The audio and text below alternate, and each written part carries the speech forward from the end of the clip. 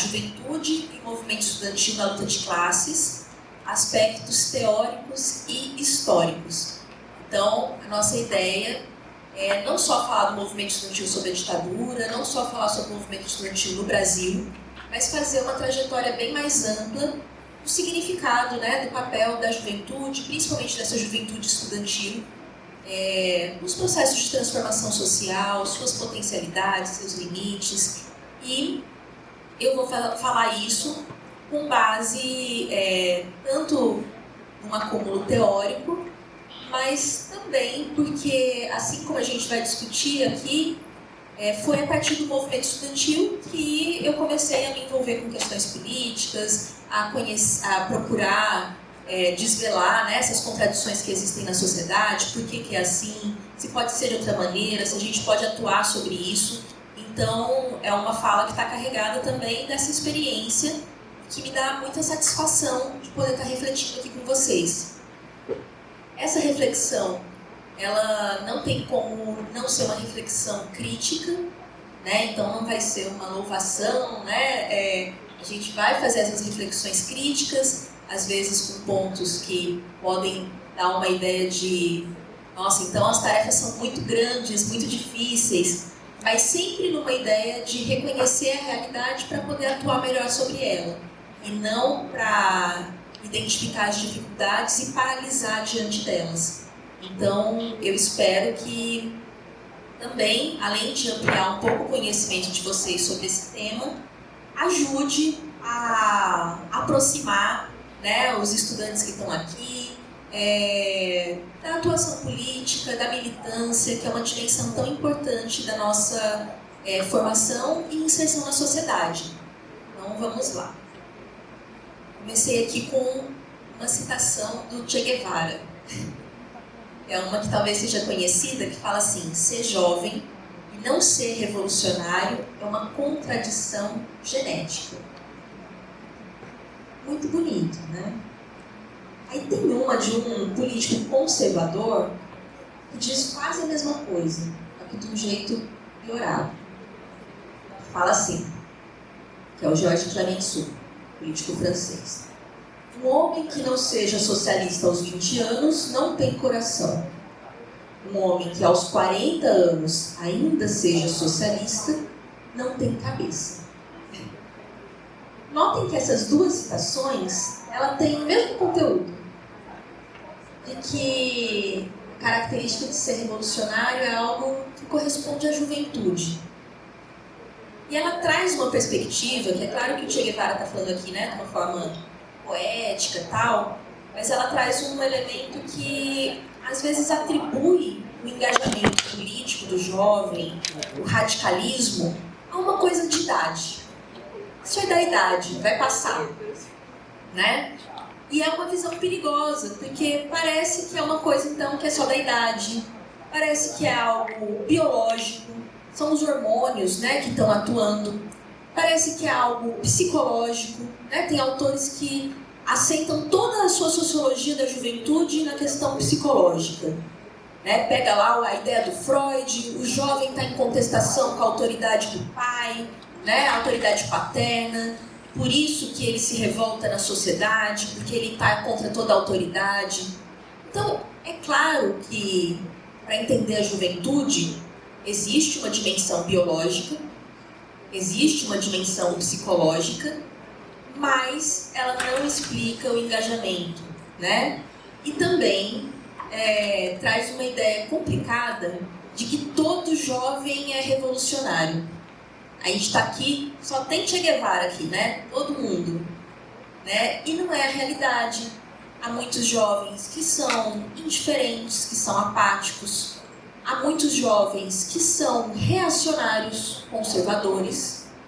Há muitos jovens que são reformistas, que acham que poderia ter um sistema capitalista com menos desigualdade, com mais inclusão. E há uma parcela dos jovens que se identifica com ideias revolucionárias, mas que também, para se tornar revolucionário, precisa ainda avançar nesses conhecimentos, né, na experiência.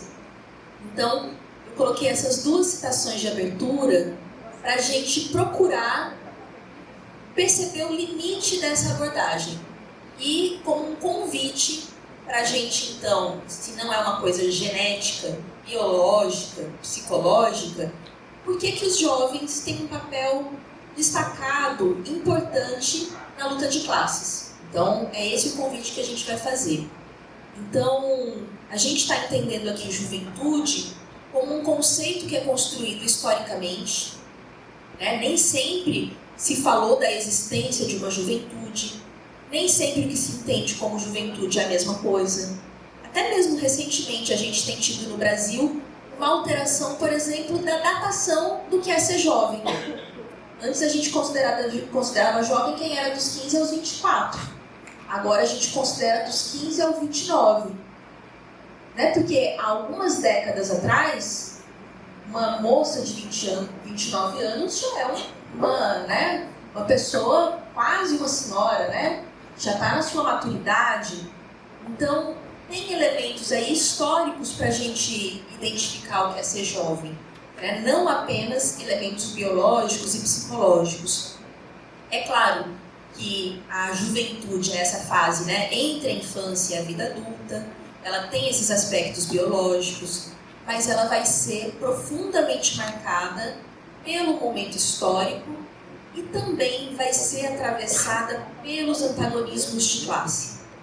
Porque se para os jovens de classe média, das classes médias mais abastadas ou das classes dominantes, tem todo um processo para se desvencilhar da família, em famílias trabalhadoras em que já muito cedo se inicia o trabalho, essa inserção, né, produtiva, ela acelera processos também de maturidade.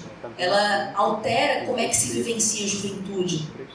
Né? Então, tudo isso a gente tem que levar em consideração quando estiver falando sobre juventude. E, por mais que a gente vá falar sobre juventude, em alguns momentos falar também da juventude secundarista, em grande medida a gente vai falar da juventude universitária. E isso também traz recortes, né? Quando a gente fala, né, sobre também esse jovem da universidade, universitário, ele vai estar profundamente impactado pela configuração da universidade, né? Seja, imagina, o que é uma experiência europeia, que as universidades surgem em 1808, né? O que é uma experiência aqui no Brasil, que tem um surgimento muito tardio das universidades, né? Mais tardio do que vários países da América Latina. O seu caráter, quem é que era estudante universitário? Então, se no início era restrito àquelas famílias oligárquicas, aristocráticas, depois vai se abrindo para as famílias até mesmo burguesas ou das classes médias mais abastadas. Nesse momento da ditadura, ainda é predominantemente, né, um jovem dessas classes médias que conseguia acessar um ensino superior muito restrito, e a gente vai tendo, ao longo das décadas, se não tem ainda uma inserção de toda a juventude, a gente começa a ter, a partir de algumas políticas afirmativas, uma certa mudança no perfil para uma inserção também de uma juventude das famílias trabalhadoras, né? Algumas operárias de origem camponesa, também para dentro da universidade. Mas isso vai configurar, né, esse debate que a gente está fazendo e também a reflexão sobre o papel da própria universidade na sociedade capitalista. Porque a universidade, ela é parte da superestrutura dessa sociedade. Ela corresponde a uma base material. Ela corresponde a relações econômicas e ela tem algumas funções importantes. Por um lado, né, e também isso vai estar atravessado ao longo da história. Então, numa Europa, ainda na transição do feudalismo para o capitalismo, a universidade serviu para desenvolver a ciência, o conhecimento, a ruptura com o obscurantismo, ela teve esse elemento. E a gente tem também um aspecto, né, já na sociedade capitalista, que a universidade ela tem um papel na legitimação ideológica, é parte da reprodução do sistema, ela tem uma relação com o processo produtivo por meio do desenvolvimento de pesquisas, por meio da formação de mão de obra, né, qualificada, mas também o acesso à universidade ele é uma aspiração das classes populares, ele é uma aspiração dos trabalhadores. Não só a universidade, o acesso à educação de forma geral. Ao longo da história, o movimento operário sempre teve uma aspiração de que seus filhos pudessem se escolarizar. Isso está lá no manifesto do Partido Comunista, né, quando fala, né, a defesa de que todo deveria ter ensino para toda criança, todo jovem. Está na experiência da Comuna de Paris, em que eles vão tirar o controle da educação das mãos da igreja e falar a educação tem que ser científica, tem que ser laica. Está em todos os processos históricos, nos processos de luta. E também no nosso país, se a universidade ela foi se alargando, tem muito das lutas não só de uma intenção das classes dominantes, no sentido da legitimação, da formação de mão de obra, mas de uma aspiração, principalmente das famílias trabalhadoras, das classes médias, das camadas mais pobres das classes médias, de que os seus filhos pudessem acessar o ensino superior e tentar ter uma melhor inserção profissional. Então tem uma grande aspiração nesse sentido. E a universidade é esse espaço também que possibilita uma vivência coletiva dos estudantes. Por isso que a gente não pode abrir mão da presencialidade. Quem viveu o ensino remoto sentiu o quanto se destruiu essa vivência. Porque a formação, gente, não é só a relação com o professor. É muito mais ampla.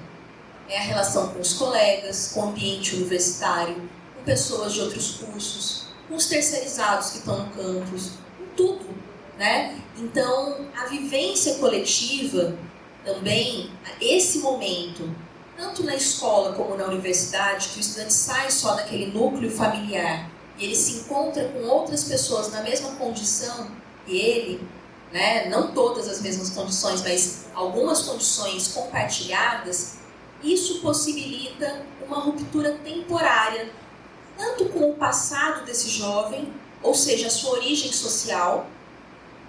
Então, nesse espaço, mesmo um jovem que venha de classes dominantes, ele pode romper temporariamente, às vezes isso pode virar uma característica dele que ele leva para a vida toda, com as ideias da sua classe de origem, né?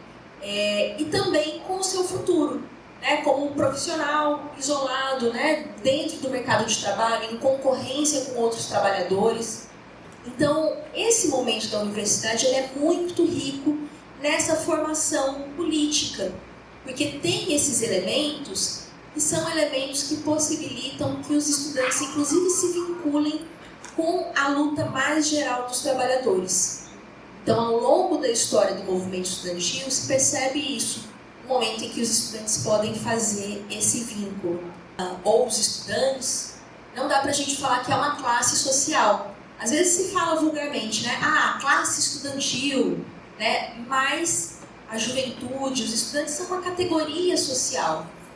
Para eu saber, esse jovem, a que classe ele pertence, eu posso ter como critérios tanto o papel que ele já ocupa na produção social, e a gente tem uma parcela significativa da juventude, que é uma parcela que já trabalha. Então eu coloquei aqui algumas fotinhas, né? Uma juventude camponesa, né? Que está aqui no cantinho. Um jovem estudante, a gente não sabe, né? O seu papel na produção. Mas tem jovens que já são operários. Se a gente vai numa porta de fábrica aqui no Recife, você vai ver que uma parcela enorme daqueles operários são jovens, são trabalhadores jovens. Estão ali, né? Já trabalhando naquela jornada bastante longa. Alguns, inclusive, são jovens trabalhadores e que também estudam e procuram fazer esse malabarismo de compatibilizar jornadas bastante longas, né, de trabalho com estudo. Tem jovens que estão aí no trabalho precário, informal, coloquei aqui um entregador, né, de aplicativos. E tem jovens que já são burgueses, né, seja por já executarem alguma coisa, mas também não só, a gente não determina o papel, a inserção de classe do jovem pelo papel produtivo atual dele, mas também pela sua origem social, pela sua família, né? E aí eu coloquei esse jovem aqui, que foi um dos que morreram agora nesse acidente do Titã. E imagina o que é um jovem que pode gastar R$ 1.200.000 para fazer uma aventura dessa, né? É filho de uma família, do empresário paquistanês e tal. Então a gente tem, né, todos esses elementos. Raramente a gente tem nas universidades brasileiras a própria classe burguesa, né? Em geral eles procuram às vezes até formar seus filhos em outros países, né? Mas a gente tem vários desses segmentos.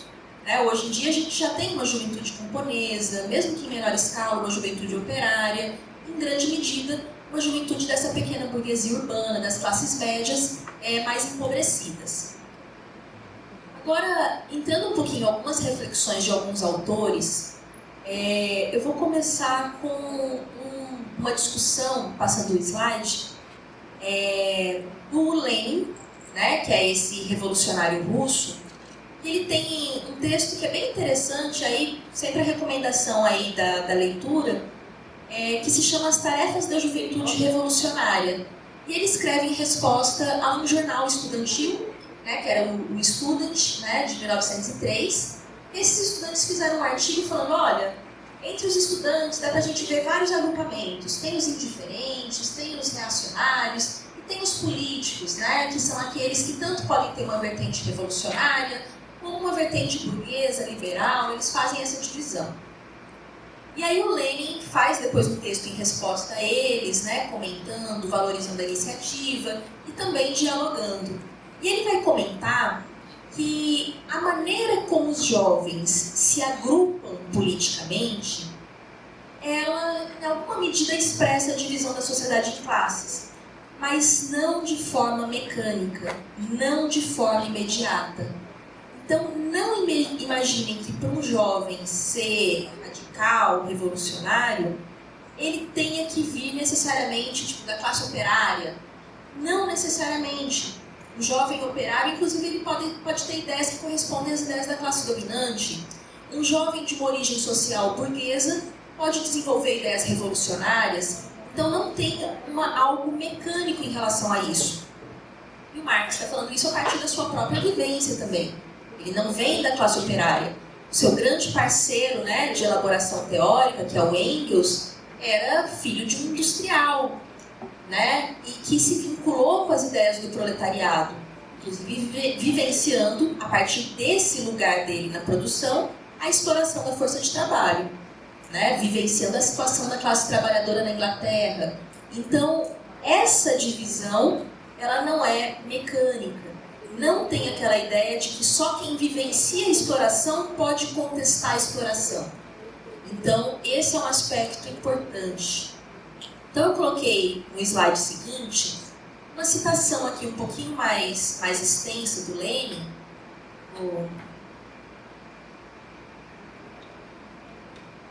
e explica um pouco mais essa ideia. Então, que diz o seguinte: a divisão de classes é naturalmente o fundamento mais profundo do agrupamento político.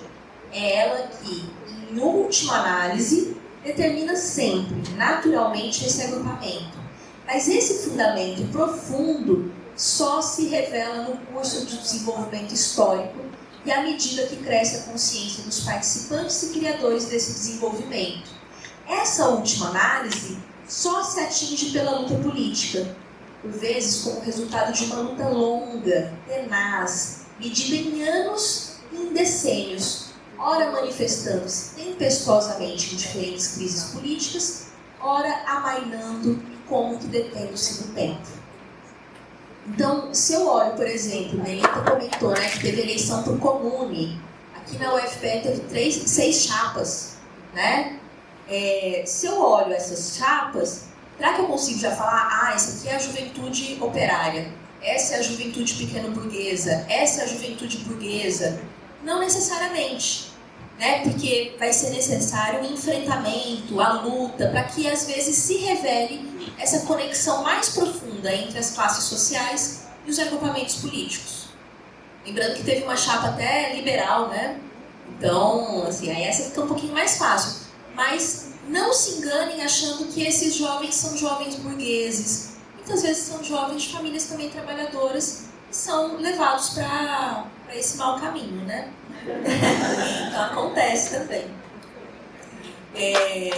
No texto seguinte, no slide seguinte, uma citação do Trotsky, né, que no texto mais longo, que é uma carta à juventude, é uma carta belíssima, né, assim, já tem vários outros elementos, mas eu pensei um elemento só, que ele fala como a característica dessa juventude socialista, revolucionária, é esse autossacrifício até mesmo. Quando o jovem ele compreende uma causa, ele se dedica a ela, ele é capaz de, até o fim, até mesmo arriscar a sua vida. E a gente fala isso não é só em relação à ditadura, não. A gente pode ver nas jornadas de junho de 2013, quando um jovem vai e enfrenta a polícia. A gente pode ver em várias lutas que estão acontecendo agora no mundo. Agora na França, ontem mesmo estava tendo uma explosão, né, contra o assassinato de um jovem na periferia ali, né, em torno de Paris. Então, nesse enfrentamento, às vezes esse jovem vai num espírito de, às vezes até mesmo mudar a sua vida nessa luta. Mas ele está falando que só entusiasmo, espírito de sacrifício não é suficiente. Então ele diz assim: o mais contagiante entusiasmo rapidamente esfria-se ou evapora se não encontra uma clara compreensão das leis do desenvolvimento histórico. Então, o movimento estudantil, o movimento da juventude, que se amparar só no entusiasmo, né, ele provavelmente ele vai dar lugar ao que acontece muitas vezes. E ele comenta aqui nessa partezinha que eu tirei. É aquele jovem super radical, e depois tem alguma experiência ruim no movimento e vira um reacionário. E começa a falar, olha, isso não presta, perdi, né, meu tempo. E depois vira um burocrata extremamente, né, conservador. Né? Quantos, né, não fazem esse trajeto? Né? Então ele fala adquirir conhecimento e experiência e ao mesmo tempo não dissipar o espírito lutador, o autossacrifício revolucionário e a disposição de ir até o final. Essa é a tarefa da educação e da autoeducação da juventude revolucionária. Então é um processo de educação e também de autoeducação. Então aquele jovem que se identifica com as ideias revolucionárias, ele também precisa ter um processo de autoeducação, de buscar se politizar, de aprofundar, de não ficar só na superfície dos problemas, porque senão ele pode depois regredir tudo isso que a consciência dele conseguiu avançar. Agora eu vou passar para algumas ideias, e tem um ensaio, né, passando o slide, tem um ensaio do Ottaviani que se chama O Jovem Radical. Ele está dentro de um livrinho de Sociologia da Juventude, que foi publicado em 68, mas que o Ottaviani já tinha publicado em 62.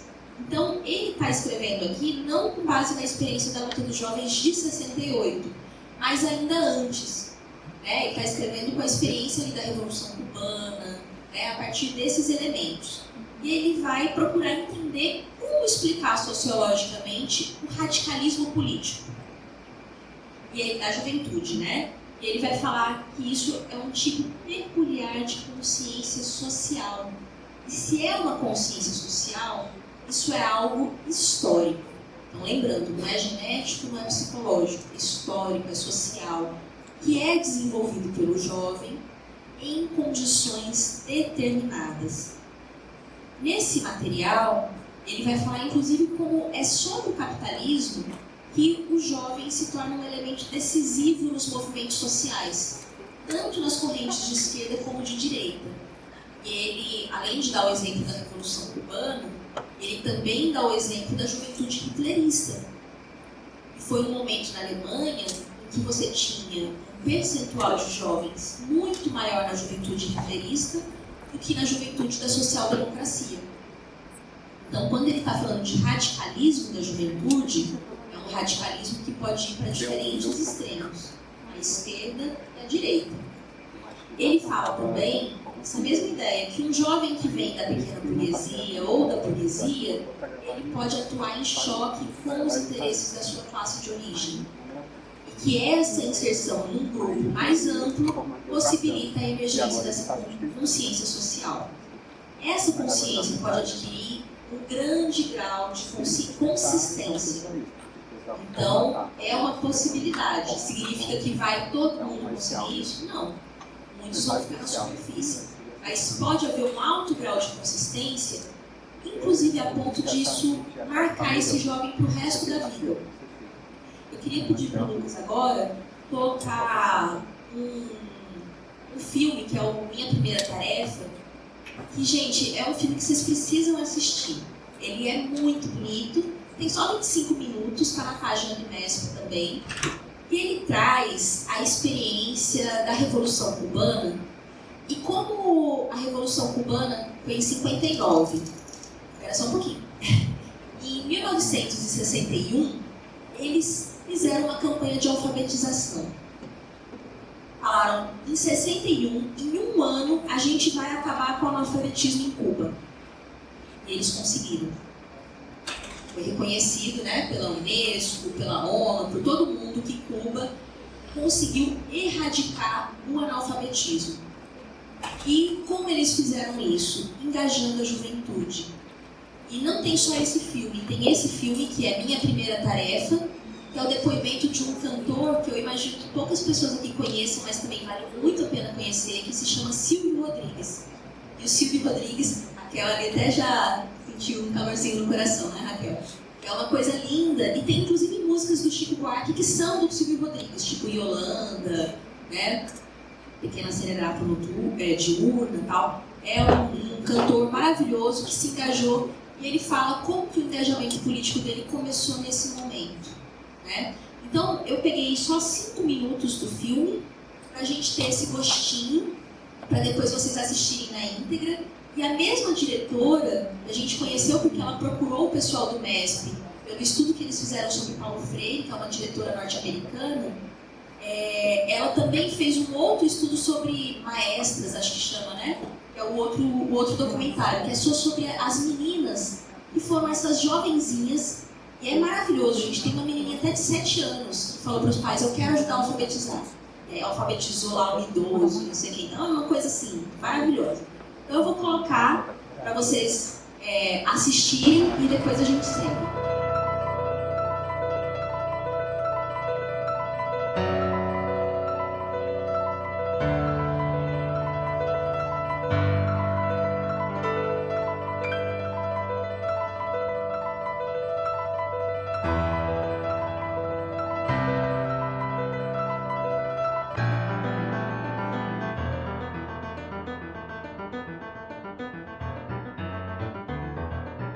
Yo estoy seguro de que todos los que participamos en eso no lo vamos a olvidar nunca, porque fue una gran enseñanza para nosotros.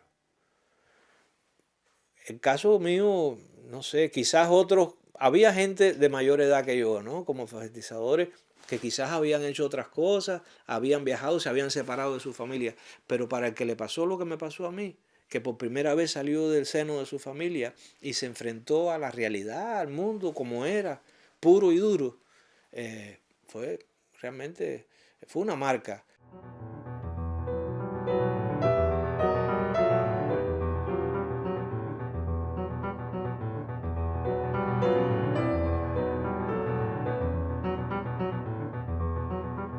Y me dejó una marca no desagradable. O sea, fue una forma de aprender cómo era el mundo, ¿no? Y como esa experiencia se vinculó tanto después con el ensanchamiento de uno como ser humano, me quedó quizás un poco la manía de vivir aventuras como esa.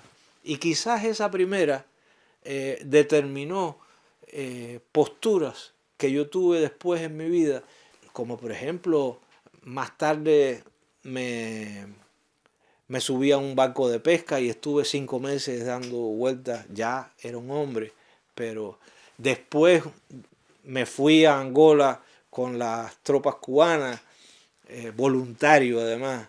No me llamaron, me quise ir yo. O sea, yo pienso que esa experiencia primera de la alfabetización me marcó esa parte de lanzarme al mundo a aprender y a ayudar. Esta es la esta es la nueva casa, casa y escuela nueva. Creo que fue una gran importancia porque fue una gran lección también para Cuba y para Latinoamérica. Estos son sus jardines. Y es probable que para el mundo también, como un país pequeño de pocos recursos podía hacer una epopeya en un año, con una idea brillante, sencillamente pedirles a los estudiantes secundarios que se privaran un año de su enseñanza para que ayudaran a los que no sabían. Estos que continuamos bajo la sombra más que aguerrida de aquella semilla, vemos en estos muros un preludio. Y a esa edad, ¿quién no tiene un año para dar? Y 2 y 3 también. Entonces la idea fue genial y prendió en el espíritu de los jóvenes. Los jóvenes estaban ávidos de epopeya, todos los jóvenes de todas las épocas. Si tú le pones una epopeya adelante, se la comen. Sangre y martillo, más que vivir pura. Los jóvenes lo que quieren es tareas grandes, nobles, que los hagan crecer. Y cuando se meten en miseria es porque no hay grandeza a la vista. Pero si tienen una epopeya a la vista, van a por ella.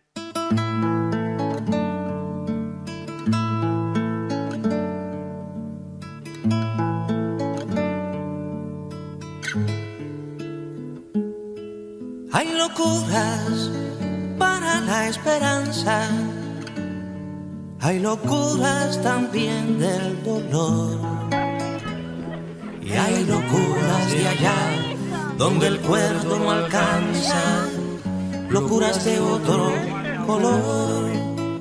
Hay locuras que son poesía, hay locuras de un ramo.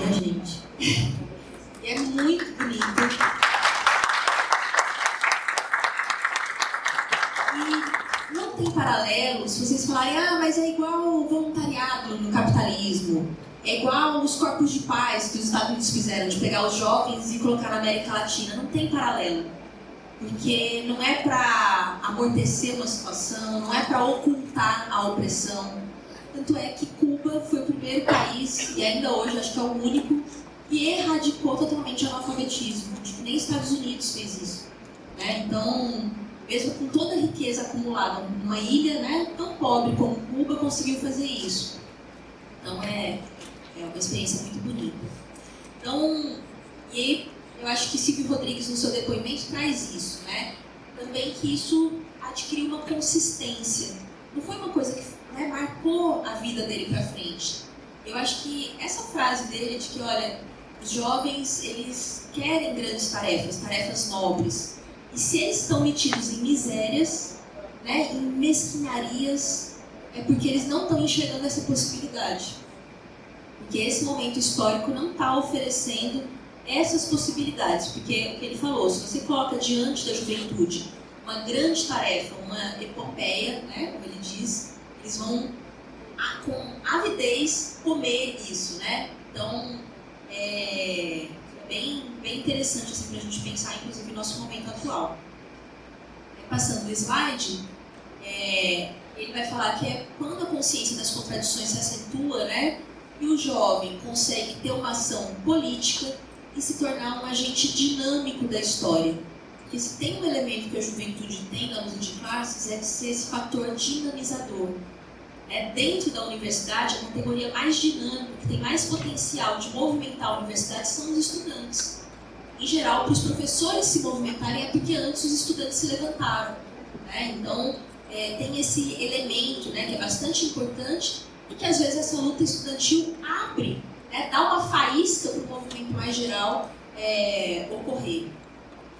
E também, relacionando aí com a questão das classes, ele vai falar que na realidade, a exploração da classe operária e abre as possibilidades à consciência social. É a consciência sobre essa exploração, que tanto pode virar uma consciência da própria classe, né, que vivencia essa exploração, mas também de outras classes. Então, quando se fala de fato de uma consciência social, de compreender os antagonismos da sociedade, as suas tendências e a busca de agir sobre isso, tem a ver a contradição entre capital e trabalho, entre burguesia e proletariado. E aí ele fala, né, assim como aquela citação do Trotsky, que muitas vezes, passada a juventude, o indivíduo, aí aquele que a classe dominante não conseguiu capturar ideologicamente na juventude, depois ela consegue ajustar aos padrões, às normas vigentes, e isso acontece bastante.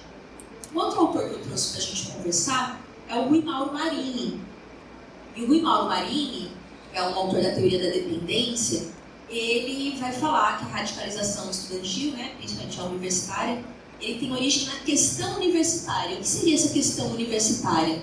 É a contradição entre as reivindicações das classes médias e populares de ampliação, melhoria da educação e os interesses das classes dominantes que, na verdade, querem a educação só ajustada para um seleto grupo e também que buscam limitar o orçamento para usar os recursos para outras coisas, né? Então, essa contradição, né, essas tendências do sistema e as necessidades das massas levam os estudantes, né, a poderem orientar a situação para o terreno da luta de classes. E, passando o slide, ele vai dizer que os problemas do movimento estudantil, que quer se tornar um fator de transformação social, só pode se resolver fora do movimento estudantil, ou seja, a partir das condições de organização e de ação que prevalecem no seio do movimento operário.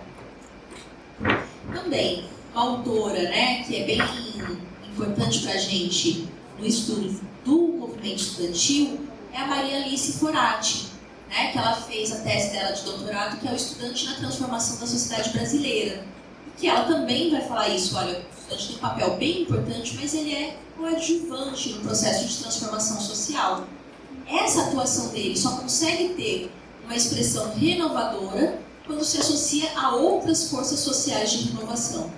Então isso se dá por meio da própria aproximação com o trabalho partidário, porque os estudantes têm os seus problemas sindicais, condição de estudo, alimentação, a moradia, né, essas questões mais próprias das condições de estudo, mas elas estão conectadas com questões mais gerais dessa sociedade. E, em geral, para conseguir fazer esse vínculo com os problemas mais gerais da nação, acaba sendo necessário se vincular ao movimento mais amplo dos trabalhadores e também às suas expressões político-partidárias. Ainda, né, sobre os estudantes, nesse livro do Eric Hobsbawm, que é a Era dos Extremos, ele vai falar como, a partir da década de 50, tem uma mudança geracional nesse mundo capitalista. É um momento em que tem uma presença muito maior da juventude. Isso se manifesta, né, em vários países, essa concentração de jovens. E ele fala, se é verdade que desde a feudalidade os reitores já falavam dessa característica dos jovens, expansivos, alegres, né, com uma certa rebeldia, mas é nesse momento que a juventude se torna um fator importante na cultura e na política. E o Hobsbawm ele vai descrever como esses jovens não só estavam presentes, mas eles tinham uma grande capacidade de dar visibilidade às suas reivindicações. Porque ele vai falar principalmente da juventude de 1968. Né? Então, passando o slide, primeiro tem aqui uma cena do maio de 68 em Paris. Então, esses jovens estudantes que estão ali no protesto, né, que partiu da Universidade de Nanterre, né, que era uma universidade que era fruto de uma expansão já no bairro operário, muito conectada com as lutas operárias que aconteceram lá antes, e tem uma explosão dessa juventude que muitas vezes se apresenta só como foi porque não queriam que separasse meninos e meninas nos dormitórios, mas é muito mais profundo do que isso. Esses jovens eles estavam como parte das lutas mais gerais contra a guerra do Vietnã. Pouco tempo antes tinha tido o assassinato de um jovem alemão em protesto contra a guerra do Vietnã, E aí os estudantes franceses fizeram atos também. É um momento que os jovens franceses eles estão contra o processo de colonização da África. Então, a colonização da Argélia, por exemplo, ainda se manteve, né, por muito tempo como uma colônia francesa. É um momento que eles estão se identificando. E que eles falam já nos seus manifestos, desde o dia 22 de março, que foi o primeiro dia, né, de protestos ali radicalizados, eles não queriam ser meros reprodutores dessas relações capitalistas. Eles queriam se vincular com os interesses dos trabalhadores. E aí eles sofrem a repressão policial e várias vezes a repressão consegue abafar o movimento. Mas tem hora que ela joga gasolina na fogueira. Foi isso que aconteceu lá. Isso explodiu. De forma autoritária, se tentou invadir policialmente a universidade. E as universidades elas têm autonomia, a polícia não pode entrar, né, à torta de direito. Então, isso gerou uma grande comoção, um grande movimento de ocupações de escolas, de espaços. Essa juventude, ela procurou quebrar o bloqueio do Partido Comunista Francês, que nesse momento era a base do governo e apoiava inclusive o colonialismo lá da Argélia, e falava para os trabalhadores não se juntarem com o movimento estudantil. Tem os documentos do Partido Comunista Francês, do seu órgão estudantil. E esses jovens de outras vertentes políticas, anarquistas, maoístas, trotskistas, eles vão às portas de fábricas chamar os trabalhadores. E não é só que eles foram chamar, antes disso eles foram impactados pelas lutas anteriores dos operários.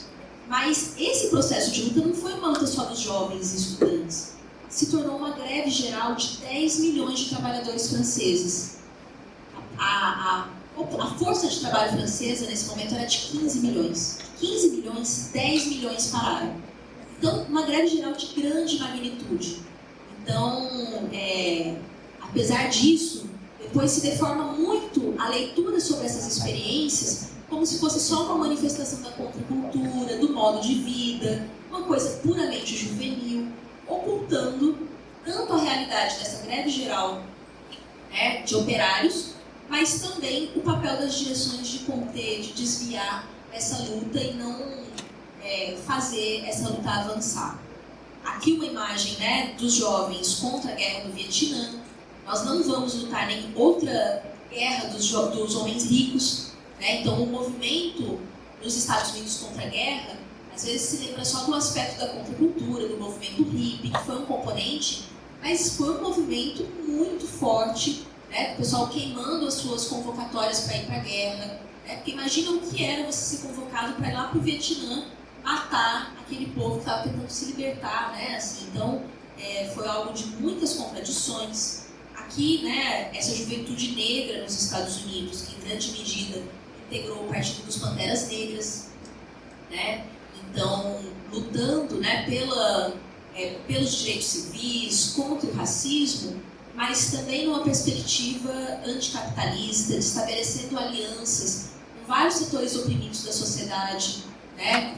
Então, tudo isso acontecendo em 68. Aqui uma imagem do México, né? Também que em 68 teve um forte movimento estudantil, que foi um episódio que foi conhecido como o Massacre de Tlatelolco, que é o nome da praça, né, onde aconteceu esse massacre.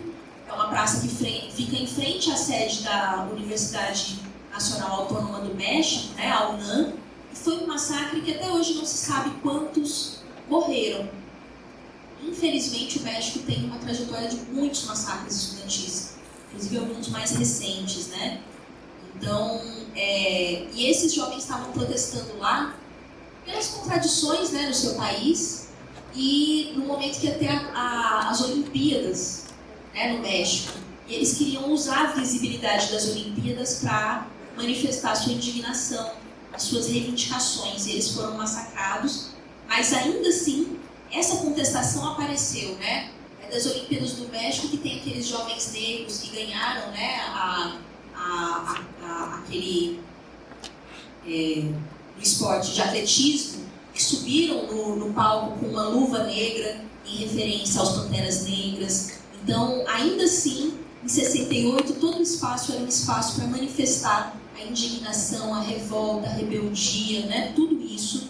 E isso também não acontecia só nos países capitalistas.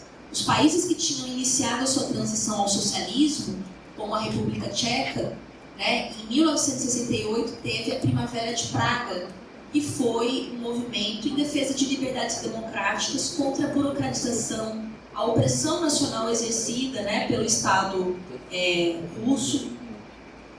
Então, né, ali dentro da União Soviética, essas contradições também aparecendo, e essa reivindicação de liberdade com uma presença muito forte dos jovens, que foi duramente reprimida, né, com os tanques soviéticos. Então, tudo isso compunha esse quadro e muito mais, gente. Tem a história do movimento estudantil japonês, que é incrível, de uma radicalidade. Eles invadiram instalações militares dos Estados Unidos lá, assim, extremamente radicais. Então, isso, assim, é só alguns flashes, né, dessa contestação que estava acontecendo. Então, lembrando, né, então, que, como eu falei, passando o slide, em maio de 68, e essas lutas, elas têm uma ligação muito grande com a luta anticolonial, anti-imperialista. Vai falar que era só um movimento de contracultura contra toda a autoridade do pai, não sei o quê. Não, tinha uma profunda conexão com a ofensiva imperialista, com o colonialismo. Era um combate a reformas universitárias que, em grande medida, massificavam as universidades, ampliando o acesso, mas sem nenhuma condição de infraestrutura. Então, precarizava. Era um momento em que os jovens percebiam já que não haveria uma ascensão social para todos, né? E também um momento de estabelecimento de alianças entre operários e estudantes, uma denúncia do papel da universidade, um questionamento das relações de poder e também uma crítica ao modo de vida, né? A moral reinante, a hipocrisia, né? Aos bloqueios à expressão da individualidade, né? De cada um, né? Seja da sua condição racial, da sua condição como mulher. É ali em 69 que a gente tem a explosão dos movimentos como em Stonewall, né, do movimento homossexual, é conhecido, né, como movimento homossexual, mas a gente sabe que teve uma presença enorme da população trans, né, ali nos Estados Unidos. Então, é um momento dessas explosões, e como nesse momento inicial elas se chocavam com o capitalismo, né, mas também se chocavam com aquela vertente burocratizada, estalinizada do que estava acontecendo na Rússia, né? Então, não é que isso estava em choque com o marxismo, com a linha revolucionária, mas com aquela vertente que se apresentava como marxista e revolucionária, mas que na prática era a sua negação. Então, são esses elementos. E aí, uma última foto do maio de 68 era uma foto, né, dessa manifestação. Você vê aqui os operários e estudantes, os operários com seus capacetes, né? E uma faixa que coloca operários e estudantes unidos, né, vão fortalecer, né, vão incrementar aí essa luta. Aí eu vou pegar só mais dois elementos históricos, não são do Brasil, para depois a gente entrar na realidade brasileira. E são dois aqui da América Latina, que eu acho que a gente precisa também conhecer muito bem o nosso movimento social aqui na América Latina, e a gente tem experiências que são muito marcantes em todo o continente. Uma das experiências mais marcantes é em relação à reforma, o movimento pela reforma universitária de Córdoba, em 1918, na Argentina. Foi um movimento muito importante, e essa fotinha aí, gente, são os estudantes no telhado da Universidade de Córdoba. Imagina o que é um estudante de 1918, ele estuda de gravatinha, né? Aquela coisa que ali não tinha ainda essa identidade visual, né, do jovem de jeans, não sei o quê. Ele é um adulto, né, tipo um adultozinho ali, né, aquela roupinha e tal. E eles ali no telhado, porque eles ocuparam a universidade. Eles colocaram a universidade sob seu controle. Eles que faziam a certificação de quem estava formado e não estava formado. Falam até que eles ministravam, até as provas eles que ministravam, né, para continuar e tal. Então, é uma experiência riquíssima, que tem um documento histórico que vocês precisam conhecer, que pode passar, que é uma carta que eles fizeram, e é uma coisa tão bonita quando o jovem se insere na história, porque eles fizeram uma carta à América Latina, não era só a Argentina, né? E nessa carta, primeiro eles fazem a crítica do regime universitário. Falam, nosso regime universitário mesmo mais recente, ele é anacrônico, está fundado sobre uma espécie de direito divino do professorado universitário, e acredita em si mesmo. Nele nasce e nele morre. Mantém uma distância olímpica. A Federação Universitária de Córdoba se levanta para lutar contra esse regime e entende que nele se vai a vida. Reivindica um governo estritamente democrático e sustenta que a comunidade universitária, a soberania, o direito a dar-se governo próprio, radica principalmente nos estudantes. Gente, isso ainda é atual. A gente tem uma universidade hoje que os estudantes são amplamente excluídos das decisões políticas. Elas se amparam numa casta docente. Mesmo que eu seja parte do professorado, a gente tem que reconhecer isso. E quando o poder da universidade se assenta no professorado, ele vai ter uma tendência mais conservadora. Então aqui eles reivindicavam que o poder da universidade tinha que ser compartilhado entre estudantes e professores. A realidade da América Latina tem presença menor dos técnico-administrativos, né? Então, quando eles falavam do governo tripartite, era estudante, professores e egressos.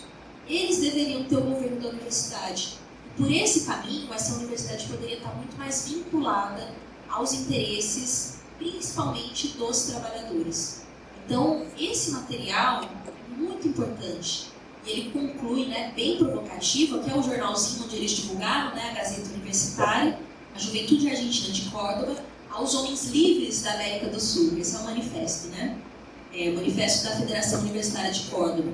E eles terminam: a juventude já não pede, exige que se reconheça o direito de exteriorizar esse pensamento próprio nos corpos universitários por meio de seus representantes.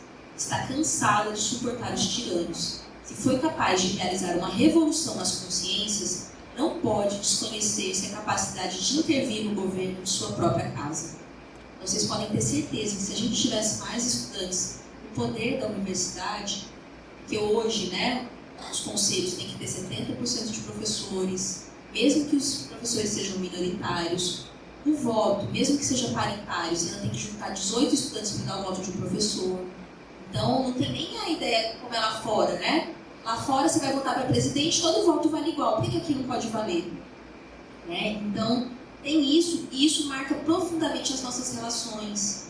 As relações de poder dentro de sala de aula. Eu vou responder isso porque eu sei que o professor quer ouvir, sabe? Então, isso impede o desenvolvimento do conhecimento e as decisões sobre orçamento. Eu lembro em Campina Grande, quando eu estava lá, que os estudantes estavam numa reivindicação do RU, e um deles fez uma palavra de ordem que era assim: se o reitor fosse estudante, o RU não seria humilhante. Eu acho que combina muito, que essas filas, eu acho que é uma certa humilhação, Para comer, você tem que ficar ou no sol ou na chuva. Com certeza, se os estudantes tivessem mais poder de decisão, eles teriam soluções melhores, para os problemas da maioria da universidade. Uma outra experiência que eu acho muito rica é a experiência boliviana, que eu trouxe aqui os materiais da Federação Universitária da Bolívia, e já em 1938 eles tiveram um manifesto, então ali eles já se vincularam às ideias trotskistas já bem cedo, e esse manifesto da Federação Universitária Boliviana, ele diz que o problema da universidade não vai se resolver, só vai se resolver na luta de classes, que uma nova universidade só vai ser fruto de uma nova sociedade sem classes, estruturada pelo proletariado no poder. E eles, inclusive, avançam em relação a essa ideia de aliança operária-estudantil. Eles falam que a questão não é só de uma aliança, não é porque estudante não é classe, mas sim que os estudantes têm que se colocar sob os interesses da classe operária. É assim que eles vão conseguir solucionar os seus problemas. E aqui uma imagem que é de um pintor muralista, que é o Miguel Alandia Pantorra, que era um pintor, inclusive militante, que fundou a Central Operária Boliviana. Também é toda uma riqueza essa experiência de luta, e esse mural dele se chama A Reforma Universitária. E a Bolívia também vivenciou em 1970 que eles chamaram de uma revolução universitária. E os estudantes tomaram o poder da universidade, expulsaram os burocratas, instituíram um cogoverno paritário entre docentes e estudantes, se incorporaram à Central Operária Boliviana, colocaram o poder da universidade subordinado à Assembleia Geral Universitária, Então, as decisões dos rumos da universidade dependiam da Assembleia Geral Universitária, instituíram cátedras paralelas, que era a ideia de que eu quero cursar essa disciplina não com esse professor, mas com outro por dia, e colocou estudantes e operários na direção da universidade. E é claro, para ter um movimento estudantil tão radicalizado, é porque tinha uma fração revolucionária na classe operária. Isso não vem dela própria. Então, aqui, nos documentos, a Assembleia Popular, que foi uma experiência praticamente soviética, né, de uma comuna que aconteceu na Bolívia em 1971, e aí a Assembleia Popular fez uma carta para a Universidade Boliviana. E eu acho isso um dos documentos mais belos sobre a universidade, porque é a classe operária falando a sua análise, mas uma classe operária com consciência de classe. E eles falam assim, aqui uma imagem, passou o slide? A imagem de um mineiro, né? Que é o operário boliviano, operário do setor extrativista. E ele fala assim, nós os mineiros somos conscientes que cada profissional que geralmente atua contra nós na vida diária nos custam um pulmão. E o mínimo que podemos pedir é que os nossos pulmões sejam melhor administrados. Isso ainda não é a revolução universitária, mas é um retorno à sensatez. Olha o que é a consciência de uma classe que sabe que é ela que produz a riqueza. E ela sabe que quem sustenta essa universidade é a riqueza da classe operária. Quem paga o meu salário é o trabalho dessa classe operária que foi explorada lá, de onde se extraiu a riqueza. Então, quando fala, nossa, mas o que tem a ver operário na direção da universidade? Que essa resposta explica muito bem, né? Então, é muito forte isso. E eles, inclusive, eles se contrapõem àquela ideia assistencialista que às vezes aparece na extensão. E fala assim, o pensamento pequeno burguês retorceu o sentido de integração da universidade ao povo, convertendo em uma assistência filantrópica. Isso manifesta numa forma de paternalismo, de um auxílio transitório aos problemas imediatos dos setores explorados. Para nós, na atual conjuntura, a verdadeira integração não é outra senão o entroncamento das lutas universitárias no combate que trava o povo boliviano. Então, isso é muito bonito, porque mostra que há uma disputa na universidade pela direção, pelos rumos da universidade, entre a classe dominante, que quer subordinar a universidade aos seus próprios interesses, mas também entre as classes dominadas, que podem ter nas universidades, principalmente a partir desse elemento dinamizador que são os estudantes, um fator de contribuição para as lutas para superar esse sistema. Então, essa parte introdutória foi até aqui.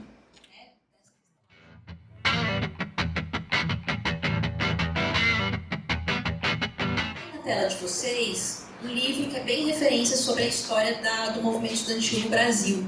Se chama O Poder Jovem, a história da participação política dos estudantes brasileiros. Ele é, o pessoal fala que é tipo a Bíblia do movimento estudantil, né? Porque ele conta essa história e foi escrito por jovem, né? Assim, principalmente nesse sentido ampliado, até de 29 anos, então ele deve estar aí nessa faixa, e alguém que vivenciou o movimento estudantil. E a primeira edição desse livro, inclusive, é interessante porque ela foi feita em 1968, um pouco antes do AI-5. Para sair, tinha um prefácio de um general, um prefácio bem anticomunista, inclusive, falando, olha, isso aqui é legal, mas isso não, isso tal. Mas também não é um livro de perspectiva comunista, é uma perspectiva mais nacionalista, tal. Mas ele traz a história do movimento estudantil desde o Brasil colônia. É a ideia dele.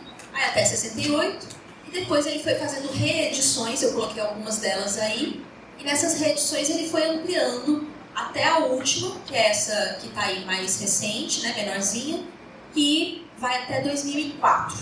Né? Então ele analisa até ali a chegada do Lula ao poder, a relação com o Lula já ali no começo. Então não é um texto acadêmico, é um texto que tem muito assim, uma visão, né, de alguém engajado naquele processo, mas que traz elementos históricos e traz reflexões, e traz também uma das leituras aí sobre o movimento estudantil, então fica como recomendação. E várias informações a gente acabou pegando de lá, né? Então ele faz um percurso do movimento estudantil antes da Uni, né? Então menciona lá no Brasil Colônia que em 1710 teve uma tentativa de invasão dos franceses no Rio de Janeiro, e foram cerca de 500 estudantes que foram à linha de frente e expulsaram essa invasão.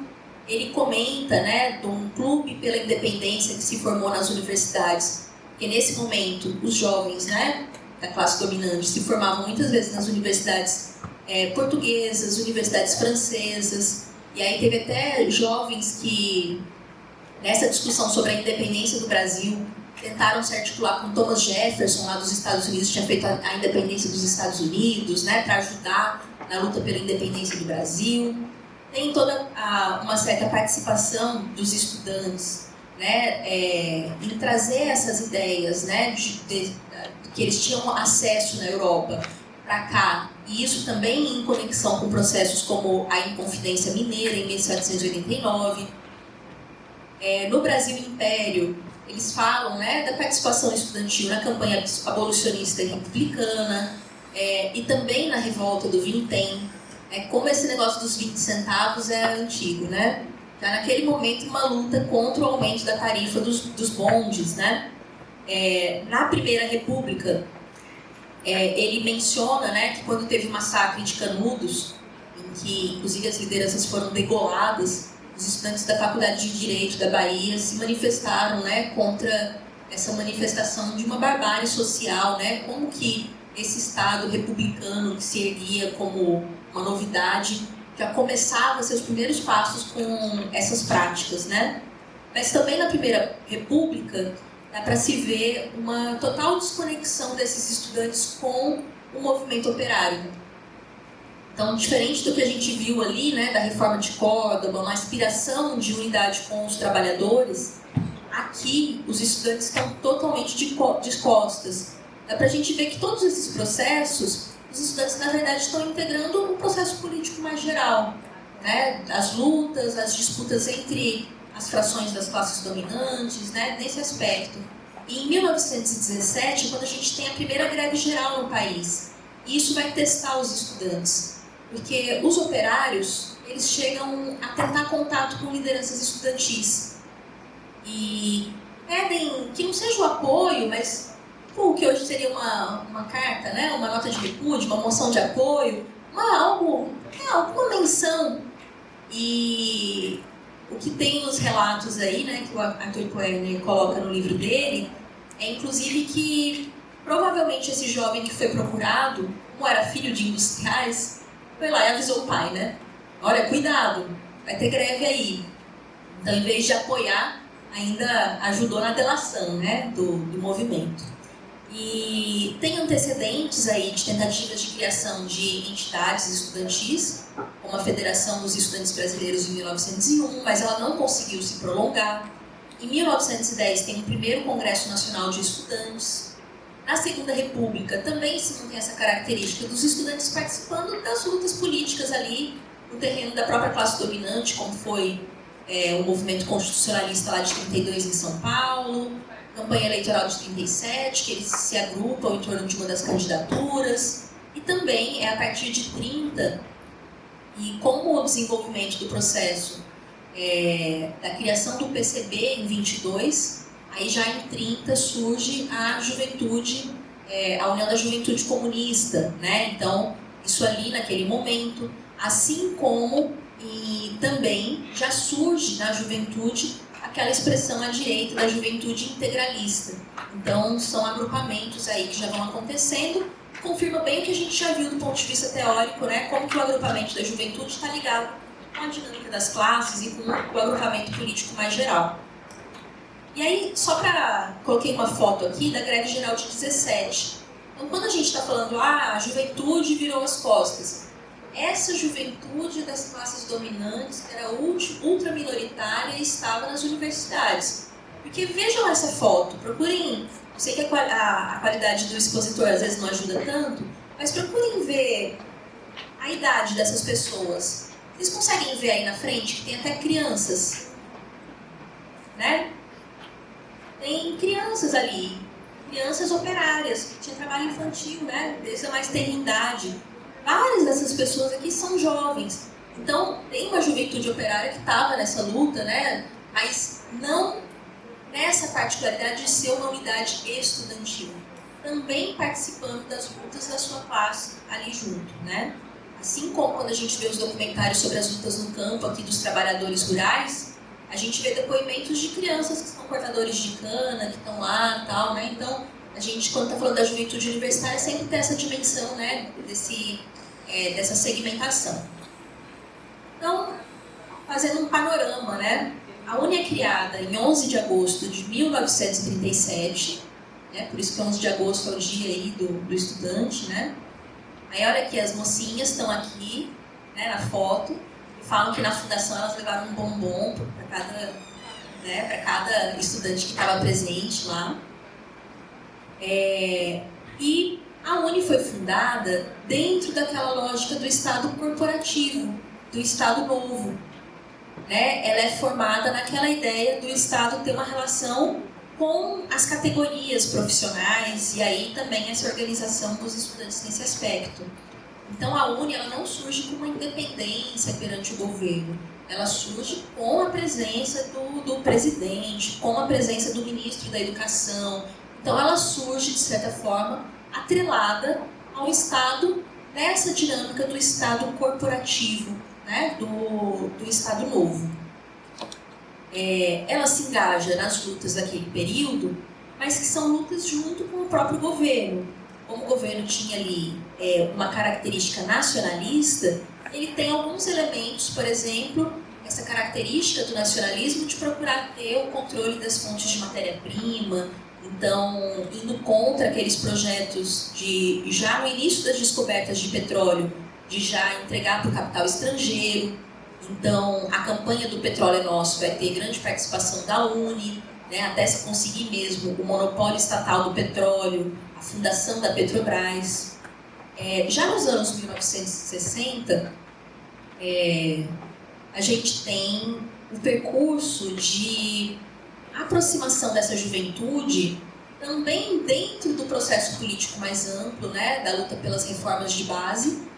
E a UNE, ela vai passar a desenvolver também o seu Centro Popular de Cultura, o CPC da UNE, que se desenvolve tendo como embrião o movimento de cultura popular que se desenvolveu ali a partir da década de 50, né, aqui em Pernambuco, que se desenvolveu sob o governo de Arraes, com aliança, né, com o Partido Comunista, né, com expressões no teatro, nas artes plásticas, em vários aspectos, que é a ideia de uma arte engajada, vinculada com o povo, e vinha junto também com as campanhas de alfabetização, todo esse processo.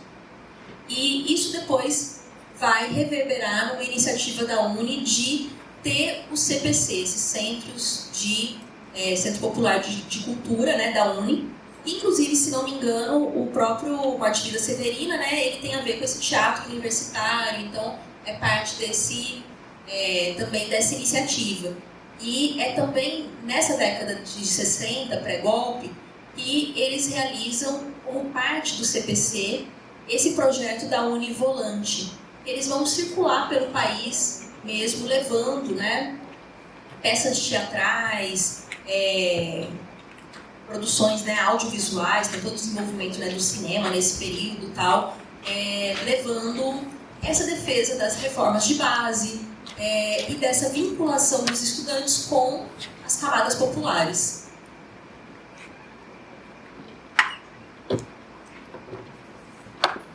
Aí passa para um documento que é o da Frente de Mobilização Popular. Eu trouxe aqui um convite, né, que foi da Frente de Mobilização Popular, que era um lançamento de uma frente de mobilização popular lá em São Paulo pelas reformas de base, liberdades democráticas, voto do analfabeto, né? Então, esse momento das campanhas de alfabetização tinha uma importância muito grande, porque não era só aprender a ler, era garantir um direito político, quem se alfabetizava poderia votar. E aqui a reivindicação, né, de que não houvesse essa restrição, elegibilidades, anistia aos sargentos e líderes sindicais, né, que participavam dos protestos, E aí aqui quem estava participando? O Partido Socialista Brasileiro, o Pacto de Ação Conjunta, a União Estadual dos Estudantes, a União Paulista dos Estudantes Secundaristas, a Frente Agrária, a Frente Universitária, a Mocidade Trabalhista, né? Então é assinado ali, né, e fala da presença de quem ia estar ali. Lino de Arruda Sampaio, que até bem pouco tempo estava aí com a gente, está se candidatando, né, a presidente pelo PSOL. O Rubens Paiva, né, que foi assassinado pela ditadura. O presidente da UNE, José Serra, né, que foi presidente da UNE pela AP, depois virou um quadro do PSDB. E o presidente da Confederação Nacional dos Trabalhadores da Indústria. Então, vejam esse engajamento, né? As pautas que eles tinham ali nos anos 60, essas reivindicações das reformas de base, porque uma das reformas muito importantes que eles demandavam era, entre as reformas de base, entendida como a reforma agrária, né, outras medidas de reforma, mas também a reforma universitária, uma reivindicação de democratização da universidade. É um momento em que se vivenciava a crise dos excedentes, porque o ensino sempre foi muito restrito no Brasil, mas foi havendo uma ampliação, né, do nível do ensino médio, ainda muito restrito, e naquele momento ainda não existia o vestibular. Tinha-se uma ideia, que hoje vocês podem até achar bem estranha, que quem terminava o ensino médio tinha direito ao ensino superior. É estranho isso hoje, né? E vocês já foram socializados na ideia de que vocês estão aqui porque vocês são muito especiais, vocês merecem, vocês conseguiram passar no vestibular, né? Mas ali tinha uma ideia que assim como você sai do ensino médio e deve ter uma garantia de uma vaga no ensino fundamental e tem que ter a vaga no ensino médio, se você sai do ensino médio, você teria que ter garantido a vaga no ensino superior, né? E aí quem não conseguia entrar porque não tinha vaga era chamado de excedente. Então os estudantes tinham essa reivindicação, né? Então quando eles falavam de reforma universitária, tinha esse sentido também de ampliação, né, do acesso para mais camadas da população, né? E a ditadura resolveu isso criando o vestibular, fazendo com que o acesso às vagas fosse um tipo de concurso. Porque aí já parece assim, quem passou é porque você tem mérito e quem não passou é porque não conseguiu. Não é porque não tem vaga, é porque você não foi capaz, né? E também já ampliou o ensino privado aí para absorver, né, esses excedentes. Mas enfim, essas aqui eram as reivindicações ali em 1960. E aí, quando foi se articulando o golpe, se preparando o golpe, eu trouxe aqui esse panfleto, né, da UNE ao povo brasileiro. Eu acho que é um panfleto bem significativo, que passou? Que diz assim, da UNE ao povo brasileiro: o golpe reacionário está em marcha. É preciso que o povo se organize para o contragolpe. E quer o golpe? Quem quer o golpe? Os grupos estrangeiros ligados ao petróleo, as empresas de publicidade, a indústria farmacêutica, os gorilas militares e civis, os latifundiários ameaçados pelo decreto da Supra, os comerciantes inescrupulosos ameaçados pela Sunab, os grandes proprietários de imóveis que não mais poderão especular com a habitação das classes populares. Como se articula o golpe? Pela exploração dos sentimentos religiosos para fins políticos, pela exploração de setores militares menos esclarecidos, principalmente em virtude da recente crise da Marinha, tinha tido um levante dos marinheiros, pela articulação de governadores da maioria do Congresso para o impeachment do presidente da República. Organizaram o contragolpe. Unirem-se operários, seus sindicatos, esperando a palavra de ordem da CGT. Organizarem-se todas as camadas populares para a resistência contra as articulações da minoria golpista. Aguardar os estudantes a palavra de ordem da UNE, pelas liberdades democráticas, pelo prosseguimento das medidas progressistas e populares. O golpe é a senha do levante popular pelas reformas. Golpe é senha de greve geral. Então os estudantes tinham ali uma resposta política ao golpe, mas pela condução também, né, das direções políticas, pela grande ilusão em torno do próprio governo João Goulart, a ideia de que o próprio governo iria organizar esse contragolpe. Então as massas ficaram ali na expectativa. A gente teve, né, iniciativas como aqui Vitória de Santo Antão, né, Palmares, os trabalhadores ocuparam a cidade, foram para os sindicatos rurais, estavam dispostos a marchar, pedir armas para o governo para defender o governo. Mas os governos não tiveram essa resposta, né, e essa ilusão de que as reformas aconteceriam pela via institucional, tal, ela amorteceu uma resposta mais independente, né, e o golpe se estabeleceu. Veio o golpe, os estudantes continuaram lutando. Eles reivindicavam reforma universitária, a ditadura ofereceu a sua reforma universitária, porque nesse momento as universidades, como a gente conhece hoje, ainda não existiam. A gente tinha as faculdades isoladas, né, alguns amálgamas de faculdades que se juntavam e davam o nome de faculdade, de universidade, mas é a ditadura que vai promover uma modernização. Mas, né, essa modernização conservadora, uma modernização guiada pela condução direta dos Estados Unidos. Então, nesse momento, é o momento que se forjam os acordos entre o Ministério da Educação, o MEC, e a USAID, que era uma agência norte-americana, né, que conduzia todo o processo da reforma, ditava os ritmos, os conteúdos, os seus técnicos, né, inclusive coisas que o ministro da Educação falava, não, eu nem sei, é o povo dos Estados Unidos que está fazendo. Né? E que, inclusive, nem se divulgava esses acordos, eram secretos, e os estudantes fizeram muita luta contra esses acordos MEC-USAID. E essa luta, inclusive, ela é que garante que hoje, diferente de vários países da América Latina, vocês não paguem nada diretamente para estudar, não paguem mensalidade. Porque nessa ideia de reforma universitária que vinha, tinha a ideia do fim da gratuidade.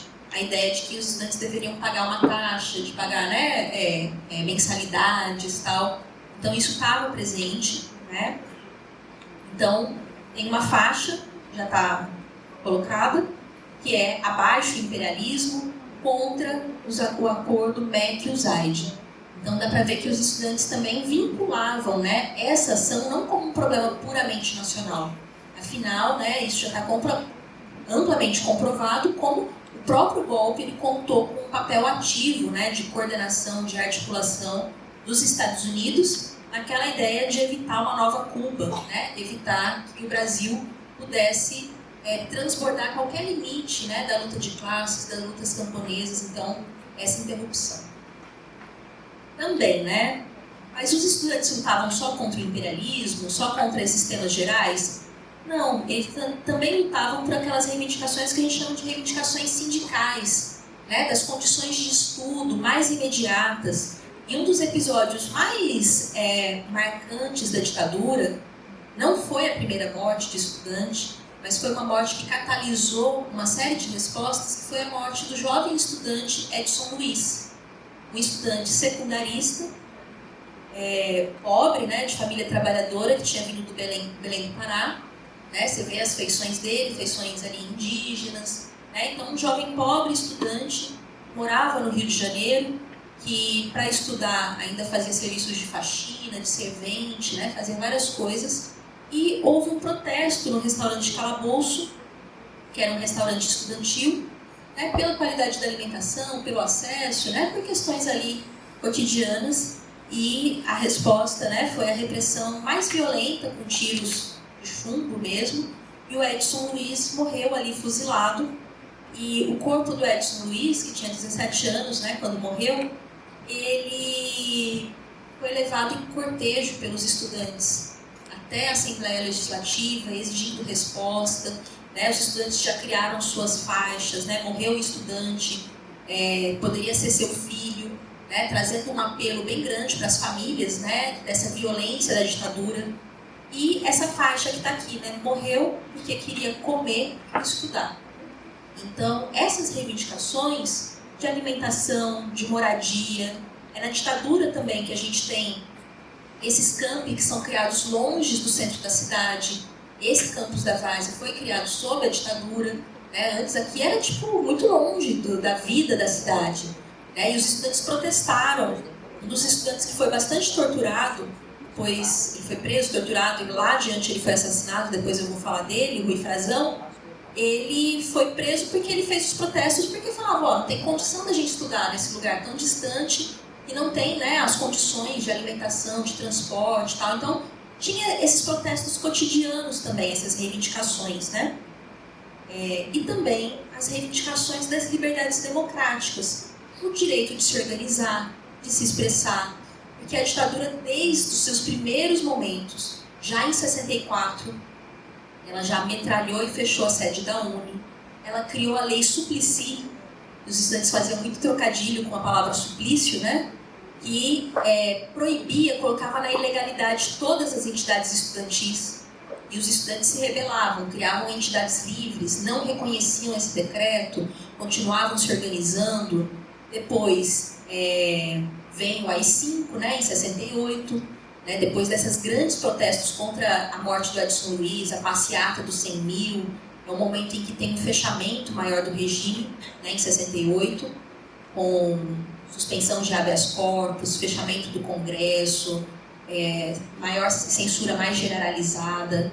E a universidade ela vai ter o seu AI-5 com o decreto 477 de 1969, que é o decreto que possibilita suspender, expulsar estudantes e professores que fossem considerados subversivos.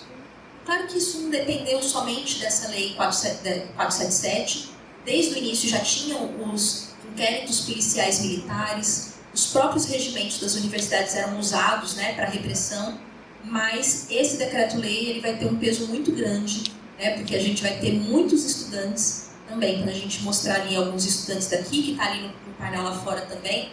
A gente tem, por exemplo, estudantes que eram secundaristas, e se ele foi preso panfletando, chamando para o congresso, para alguma coisa, ele poderia ficar numa lista da Secretaria de Educação que ele era proibido de se matricular em qualquer instituição de ensino médio oficial.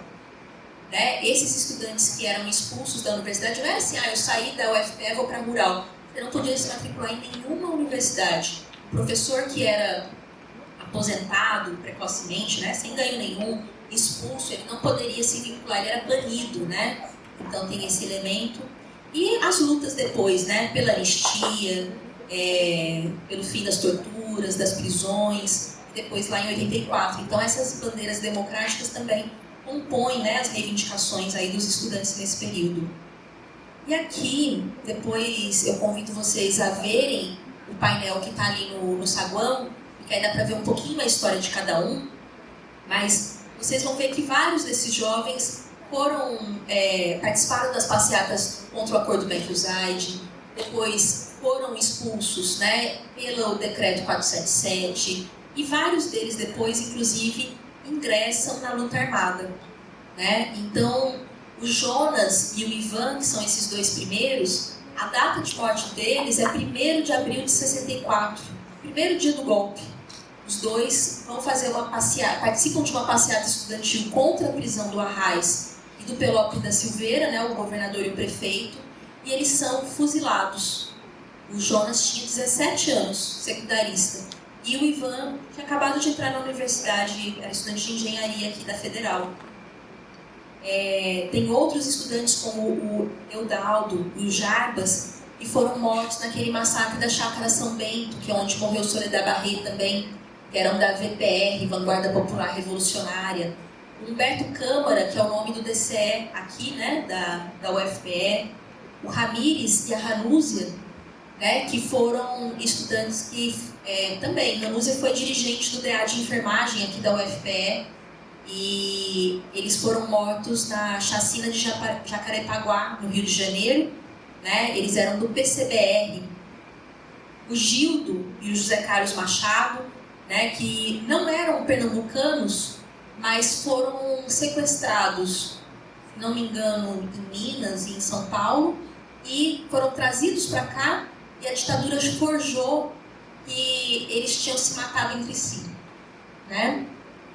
O Eduardo Collier e o Fernando Santa Cruz, que eram amigos de infância, e eles já estavam sendo monitorados, toda a família Santa Cruz era monitorada, né, pela repressão, e eles marcaram de se encontrar. O Fernando avisou para a família, se eu não voltar, né, procurem. A família procurou insistentemente ele desde o primeiro momento de desaparecimento, mas eles foram também torturados e assassinados, e inclusive o Fernando Santa Cruz até hoje, né, vários desses outros, o Ifrazão, Ranúzia, vários desses estudantes até hoje não se sabe onde estão os restos mortais. continuam como desaparecidos. Bolsonaro chegou a fazer a provocação com o então presidente da OAB aqui, né, que também era Santa Cruz, e falou, fez uma risadinha assim, eu sei onde está seu pai, né? Eu sei onde está ele. Então, sabe porque eles fizeram essas formas, né? Vários corpos depois foram descobertos dessas valas comuns. O cemitério da Várzea teve também valas comuns, onde foram enterrados corpos, eram pessoas enterradas como indigentes. Então, alguns familiares conseguiram reconstituir, mas outros foram incinerados, né? Assim, formas bem terríveis aí. E também o Rui Frazão. O Rui Frazão era estudante de engenharia aqui, né? Que lutou aqui. E ele foi preso muito no início ali, acho que 65. Aí quando ele saiu da prisão e ele foi muito torturado, ele ganhou uma bolsa de estudos nos Estados Unidos. E aí ele foi para Harvard. E lá ia ter um evento da ONU. E ele foi lá para a ONU e ele denunciou as torturas do Brasil nesse evento. E depois ele voltou para o Brasil, aí imagine, né? A perseguição.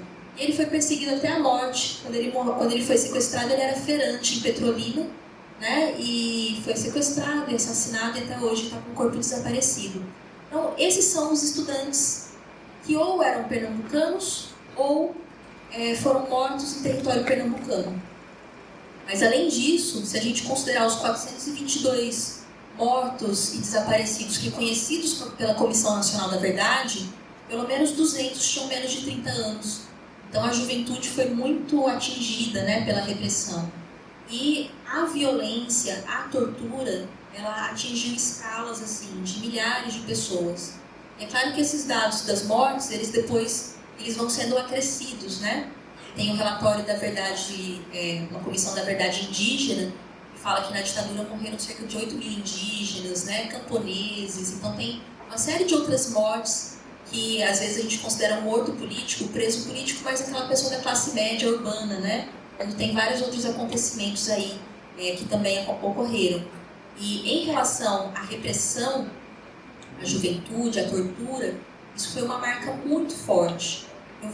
E geralmente, quando vários deles participaram do congresso de Ibiúna, foram eleitos para a diretoria da UNE, o congresso de Ibiúna, né, que aconteceu em 69, se não me engano, foram quase 1.000 presos, né? Praticamente o congresso inteiro foi preso, e quando as presas eram mulheres, em geral, sim, a tortura sexual ela foi amplamente usada contra homens e mulheres. Choques, né? O Cajá, né? Que até hoje é um militante que participa aqui, foi preso, torturado. E as torturas sexuais eram uma prática recorrente, os estupros, né? E o documento da Comissão da Verdade, o relatório, no capítulo 9, né, que fala da repressão, ele traz esses episódios, e eu acho que um dos episódios mais dilacerantes, assim, por exemplo, da Silvia Montarroios, era uma jovem de 17 anos, que foi presa, né, e foi extremamente torturada, porque ela conseguiu fugir da primeira prisão. E aí, isso virou uma provocação, né, então tinha que pegar ela a todo custo.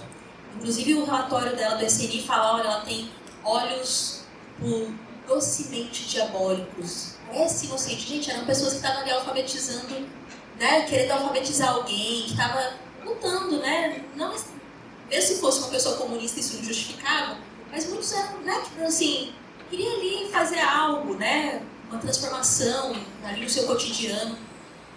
E a Silvia, ela foi presa, e ela foi muito torturada, e eles chegaram a prender ela numa gaiola, no meio do mato, e deixar ela por vários dias. Ela foi resgatada porque eles levaram ela para o hospital, provavelmente para morrer, né? Ela ficou louca, né? Ela perdeu a sanidade mental, porque ela ficou no meio do mato, numa jaula com bichos, né? E tudo, além de todas as torturas e estupros e tal. E aí o médico dela se recusou a fazer o que os militares queriam. Ela chegou com 30 quilos e falou, não vou deixar você liberar, a gente vai tratar dela e tal, e denunciou. E aí ela conseguiu, né, depois restabelecer, né, mas imagine as marcas, né? Então, só para a gente ter a dimensão dessa violência, né, que essa juventude sofreu, e se dispôs a enfrentar, mas sempre lembrar deles não só na condição de vítimas, mas lembrar também das suas reivindicações, das suas lutas, e são lutas que nos conectam também com as lutas que a gente ainda precisa fazer nos dias de hoje. Então, também, né, a gente tem todo esse percurso de inserção dos jovens na luta armada, né, sob influência do foquismo. A maior parte dos jovens que foram, das pessoas que foram para a luta armada vinham da juventude, né, num processo, e a gente pode ter um balanço crítico, né, desse caminho, que é um caminho mais separado da luta de massas, uma ideia de que uma vanguarda treinada militarmente conseguiria guiar o povo, né, para acabar com a ditadura. Eles foram esmagados, né, pela ditadura militar. Mas por mais que a gente possa fazer o balanço crítico desse método, é necessário, né, porque a gente precisa aprender com as experiências, a gente tem que reconhecer esses estudantes como mártires, né, que lutaram pela democracia, pelo socialismo e tal. Aí a gente pode passar o slide já para o momento em que a Uni volta à legalidade. Então, já ali no processo, né, da anistia, já vai se reconstruindo as entidades estudantis, e do ponto de vista da lei, vai ser em 85 que vai se voltar a legalizar. Né? É importante lembrar que nesse momento a Uni já tinha a direção do PCdoB, né? Quem está aí na foto é o Renildo Calheiros, né? Novinho, né? Que é daqui também, de Pernambuco, da família Calheiros. E ele que era o presidente da Uni, e ele está nessa foto junto com o Marco Maciel, né? E o José Sarney, né? E é um momento que a Uni volta à legalidade e bastante atrelada ao próprio governo Sarney. Então ela volta assim, também uma linha de institucionalidade. O retorno à democracia é extremamente pactuado, demorado, né? Por mais que a gente tenha a campanha pelas diretas já em 89, então já ali, nos anos 70, a ditadura em crise, greves operárias, né? Impactando aí todo o movimento, surgimento de movimentos nos bairros, movimento negro, né? Toda essa diversidade acontecendo, mas a luta de 84 pelas diretas já, que era a luta por uma emenda parlamentar, foi derrotada. Em 85 a eleição ainda foi indireta. Não se fala fim da ditadura, mas é aquela transição assim, bem ali, né? E até com a morte do Tancredo próprio, né? Aquelas pessoas que estão na foto, Maciel e Sarney, eram homens da ditadura, né? Então eles que estão ali na transição, né? Agora nesse estado democrático, né? E isso é uma característica bem forte. Os golpistas de ontem, daqui a pouco, põe uma carinha de democrático e aparece de volta, né? Continua governando.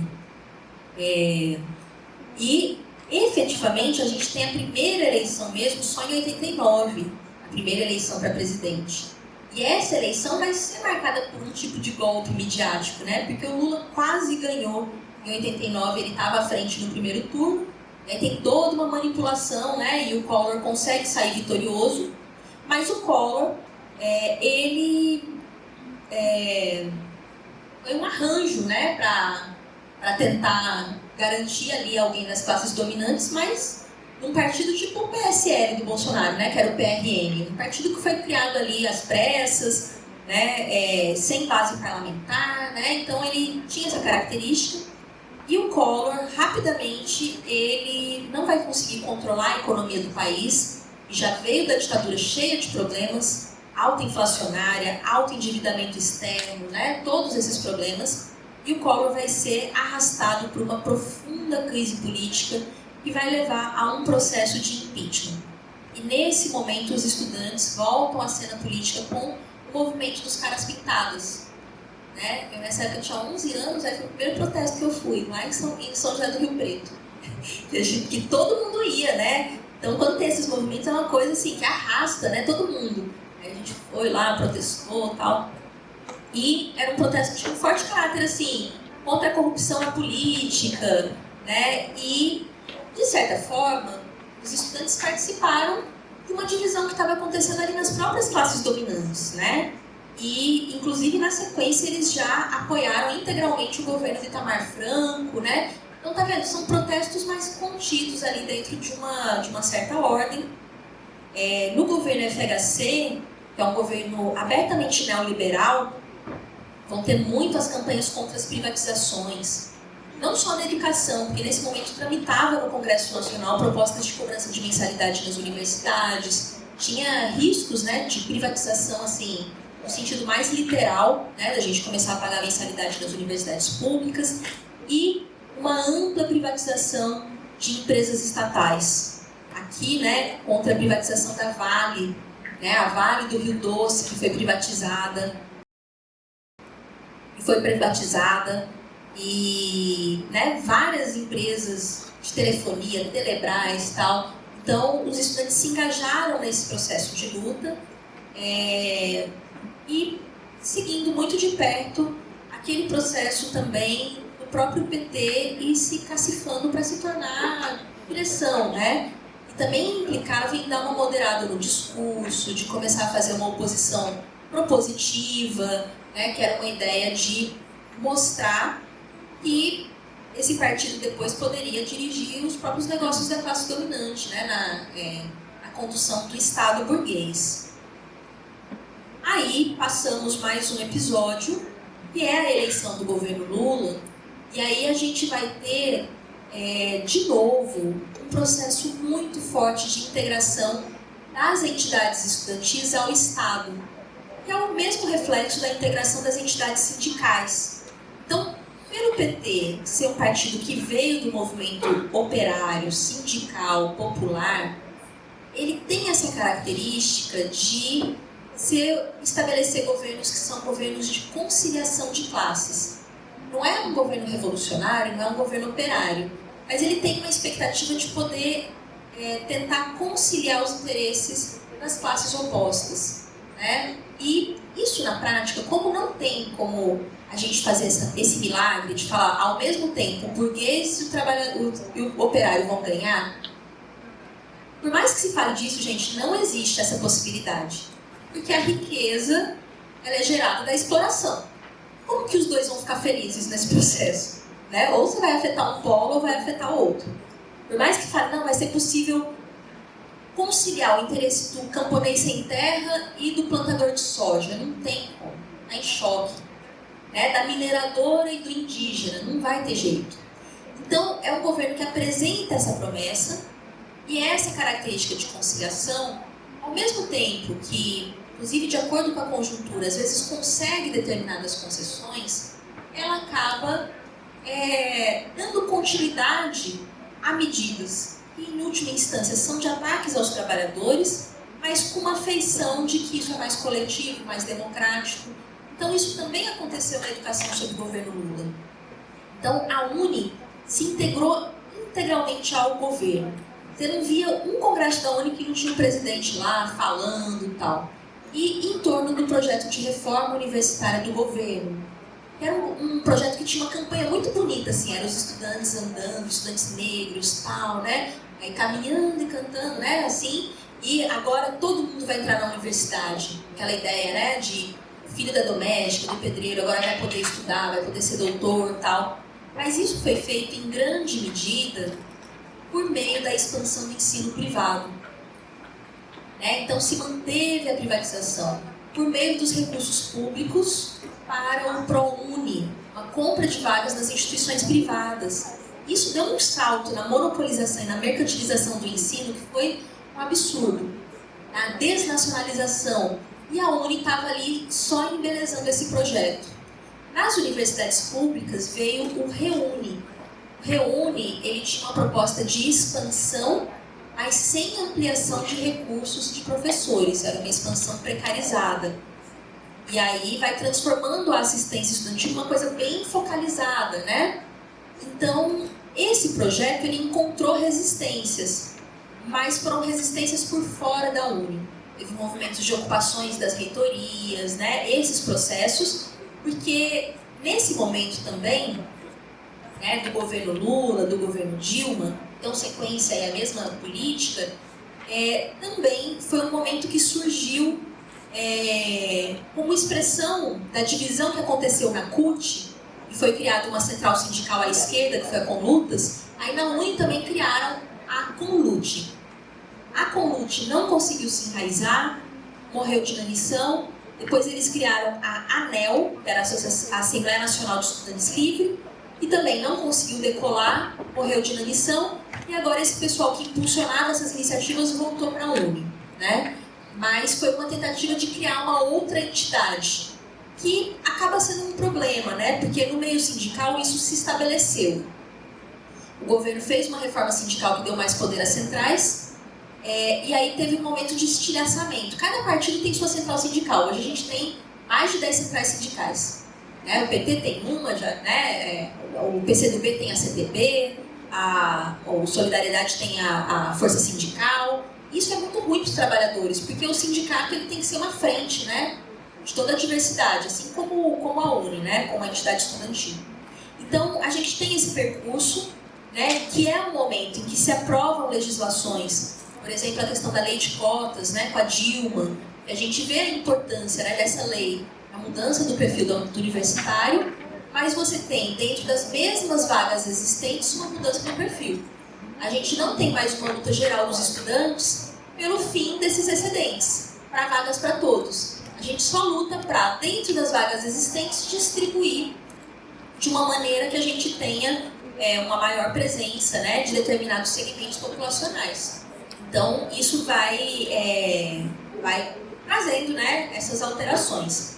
Aí pode passar, Lucas, para a bandeira, para o slide, né, da tarifa, que se a tarifa não baixar, que eu não vou comentar muito, mas a gente completou 10 anos, né, das jornadas de junho, que foi um movimento explosivo com uma grande presença da juventude, né, mas que também não se deu a partir da UNE, da UBS, se deu por fora, né, inicialmente com as lutas do MPL, né, o Movimento Passe Livre, e depois fugiu totalmente ao controle do MPL e se tornou, né, um movimento gigantesco e que, pela questão do tempo, eu não vou adentrar muito nisso. 2015, a gente tem um novo processo de lutas explosivo, né, da juventude, que é o movimento de ocupações de escola, que começa em São Paulo, contra a reorganização escolar que o camarada Alckmin, né, fez lá em São Paulo.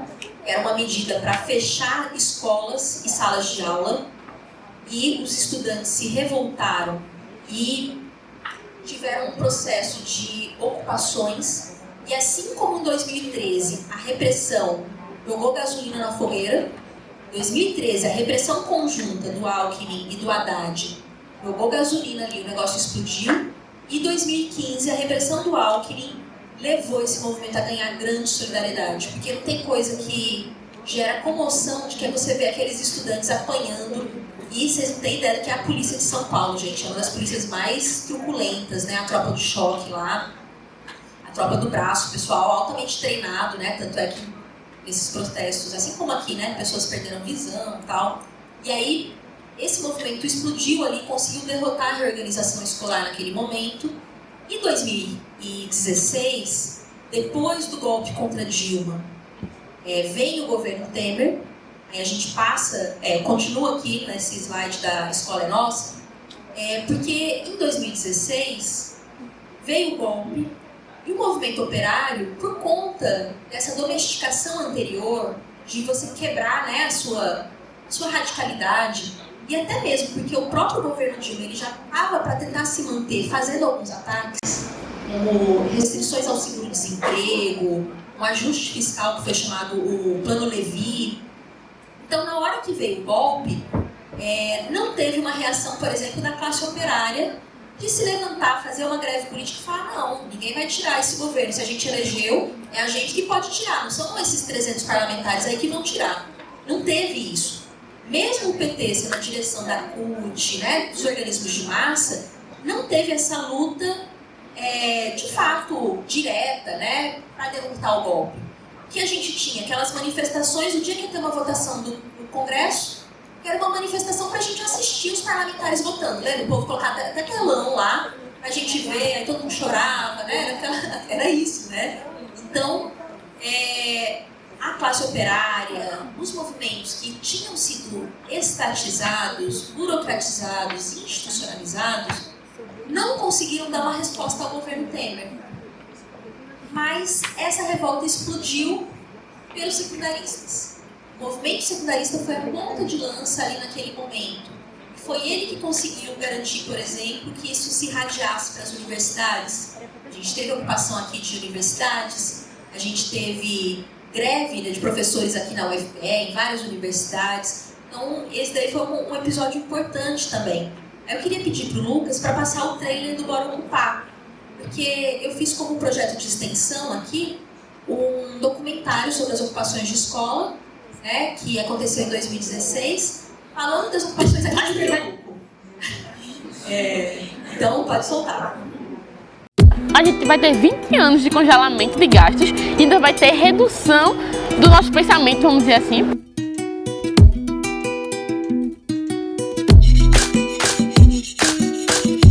E foi aí que a gente se organizou e a escola em peso foi. Já chegou assim, dando a voadora, tá? Além da ocupação ela mostrar do quanto foi importante para os alunos, ela também mostrou ainda mais o quanto foi importante para as alunas também, sabe?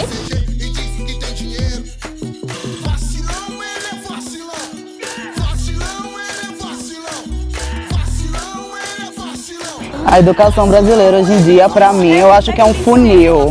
É um funil. Ela vai deletando as pessoas que não sabem. Quando chega no final, só as inteligentes que passam, né? Tá ligado? Tudo novo, velho. Tudo. Que... Na bala, zero bala, Porque a história oficial é construída pelos vencedores. Só que os vencedores não foram eles. Não na minha avaliação. A gente, infelizmente, está vivendo os retrocessos, mas tenho esperança. O jeito que a gente evoluiu, o tanto que a gente amadureceu, essa proporção foi tipo demais, foi da gente ser eu mesmo, tipo uma criança, a gente ser muitas crianças ignorantes e preconceituosas, e da gente tipo perder vários preconceitos, a gente não deixar de ser ignorante, porque falta ainda muito, mas deixar de estar contente na ignorância.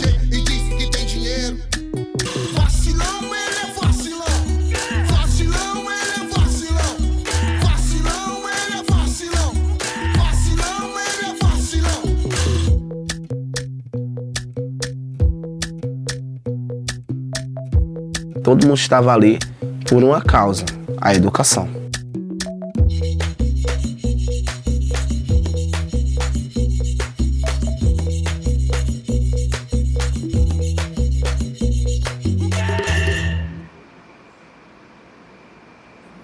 Ai, gente, eu sou muito fã desses meninos. A gente fez isso com projeto de extensão, né? Então eu fiz a direção e a produção. Mas, assim, uma participação intensa de estudantes, pessoal que está aí de cinema, Carol Santino, que era do curso de cinema audiovisual, foi diretora de imagem, treinou estudante de psicologia, não sei o que, para captar som, para todo mundo do projeto. Então, foi um projeto incrível e vale a pena vocês verem um documentário de 55 minutos que conta essa história. Pra gente também tirar essa ideia, né, de que a luta sempre é uma coisa em preto e branco, lá do passado, né, assim, não, tem luta agora acontecendo, a gente tem que estar atento para ver, não deixar de aprender com as lutas e registrar a memória delas, né? A memória do presente aí também. Aí na sequência, né, do slide aí, o que as entidades fazem? Porque essas ações aconteceram por fora das entidades, né? Foi uma explosão, assim. Aí, o que vem a campanha da UPS na sequência? Bora ocupar as urnas. Sempre essa ideia, em vez da luta direta, da organização, transfere para alguém que você vai eleger que vai resolver o problema, sabe? Essa linha de canalizar para a institucionalidade. Aí a gente começa aqui, Jean, a responder a sua questão, né? Por que o pessoal não se mobiliza? As dificuldades e tal. Então tem isso, essa canalização para a via institucional, parlamentar. Essa ideia de que a gente não vai derrotar esse governo fazendo a nossa luta e tal. Porque o governo Temer teve essa luta, mas em 13 de dezembro, mesmo dia do AI-5, ele conseguiu aprovar a emenda constitucional do teto dos gastos. Né? Aqui teve protesto, estava o exército na rua, prendeu dezenas de estudantes. Depois ele consegue, né, consolidar a reforma do ensino médio, novo ensino médio. Era isso que os estudantes estavam lutando contra. E depois o Bolsonaro vai implementar. E a gente não viu depois nenhuma luta contra essa implementação, não é? Porque o pessoal estava tudo assim, não, espera, a gente vai eleger, vai resolver. Espera, se a gente eleger o Lula, vai resolver. E aí, o que aconteceu? Aí passa o slide, né? E só lembrar que tem um filme, né, o Bora Ocupar, e tem um livro também, que está disponível online, está lá nas coisas do MESP, refletindo, com estudantes também escrevendo e tal. Mas o que acontece na sequência, né, das ocupações de escola, canaliza totalmente para a questão eleitoral, e aí se elege o governo Lula, né, e que essa é a imagem da posse do ministro da Educação, Camilo Santana, que é um ministro amplamente conhecido pela sua trajetória alinhado com as reformas educacionais do Banco Mundial, né, que é o modelo de Sobral. E quem coloca o PIN, que é tipo, olha, como se fosse a coroa de ministro, é a estudante da UBS. Ali do lado, a presidente da UNE. Então, de novo, volta essa ideia da total conciliação. Agora, todos estão juntos para reconstruir o país. E é um perigo isso. Porque esse governo, por mais que ele seja diferente, no sentido de não ter características fascistizantes, de ter uma defesa, né, da democracia e tal, do ponto de vista de classe, permanece como um governo burguês e para ele se manter de pé, ele precisa atender esses interesses de classe. Então ele já entra falando, sabe tudo aquilo que a gente falou que ia lutar contra, a reforma trabalhista, da Previdência? Não vou mexer. Sabe a reforma do ensino médio, que os estudantes foram para a rua, lutaram? Não vamos mexer, vamos implementar. Foi isso que eles falaram. Os estudantes, de novo, estão aí nas ruas protestando, mas o que Jean comentou é meio que um protesto assim, controlado, meio para fazer de conta, para ser muito sincero. Porque tem uma revolta nas escolas. Porque o novo ensino médio é um absurdo. É um absurdo. O impacto que ele tem na educação, a substituição das disciplinas, ele pega algo que já estava em crise, não é que estava perfeito, não. Mas ele piora muito. Transformar naqueles itinerários, o absurdo, o esvaziamento. E a ideia de uma educação ajustada ao futuro que eles querem para a juventude. Uma juventude precária, iludida ideologicamente, que é empreendedora, né? Que é ela que tem seu projeto de vida e ela que pode fazer, e se ela não conseguir, a culpa é dela, o fracasso é dela, né? Essa sociedade não tem responsabilidade. Então, tem uma revolta nas escolas, e isso tem explodido em alguns movimentos. Mas a direção está fazendo de tudo para jogar água fria, infelizmente. Né? Eles chamaram os atos, mas na sequência, um dia a CNTE chama, no outro dia a UBS. Se é a mesma causa, por que não junta? Porque é para deixar mais fácil para o governo, gente. Porque ambas as entidades estão na base do governo. Né? E depois dos últimos atos, em abril, a gente já está em junho, não teve mais. E que teve Encontro Nacional de Estudantes com o MEC, que a UBS já fala que tudo bem fazer arcabouço fiscal desde que não mexa no Fundeb. Então, é assim que acontece. Porque, no fim das contas, tem uma relação que está mediada pelos partidos políticos. Então, se a gente pega a trajetória da UNE, por exemplo, os 7 primeiros presidentes não se sabe se eram filiados, tal, não tem uma identidade, mas, tipo, 46 a 56 eram partidos de oposição ao Vargas, mas pela direita. De 57 a 72 foi a Juventude Universitária Católica, principalmente por meio da AP, a Ação Popular.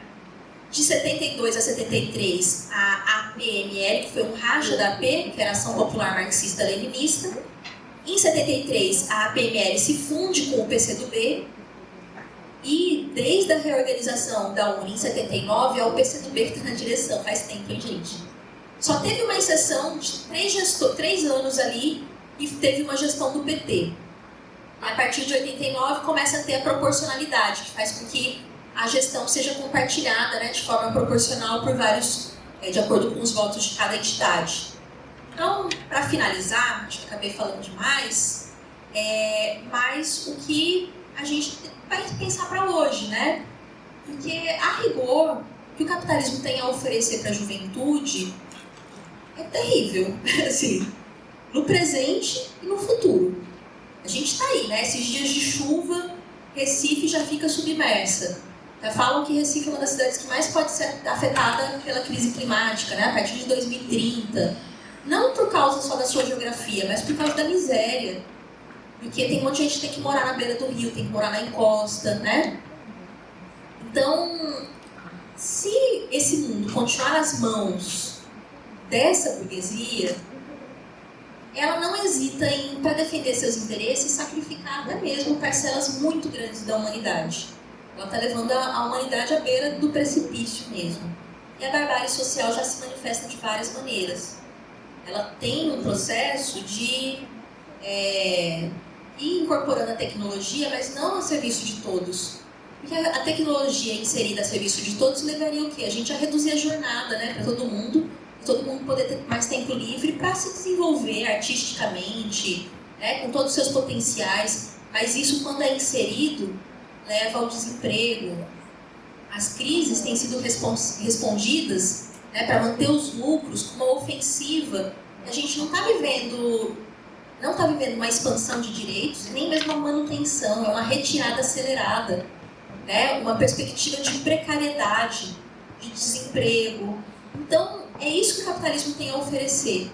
Só que essa juventude que tem um inconformismo com isso, ela também está tendo dificuldade de encontrar expressões políticas que deem vazão a isso, né? Então a gente vê que a classe dominante consegue neutralizar. A OIT, por exemplo, antes da crise da pandemia, né, 2019, estava tendo várias explosões de luta, por exemplo, no Chile, na Colômbia, e a OIT estava, olha, cuidado, tem algo perigoso aí que é uma crise de expectativas, né? Se essa juventude perder toda a expectativa, ela pode ficar explosiva. Tem um lema da juventude dos movimentos de ocupação na Europa que nos tiraram tudo e acabaram tirando também o nosso medo. Então, vamos para a luta. Então, também essas organizações da classe dominante vêm tentando cooptar. Então, vêm tentando oferecer soluções. Olha, a gente vai fazer aqui a meta do milênio em relação à igualdade de gênero, racial, do meio ambiente. Mas a gente vê que eles colocam a meta para 2000 e não cumpre. Aí joga para 2030, não cumpre. Joga ali, não cumpre. É uma promessa vazia, porque se não mexer nos interesses econômicos, nas bases materiais, não vai cumprir isso, né?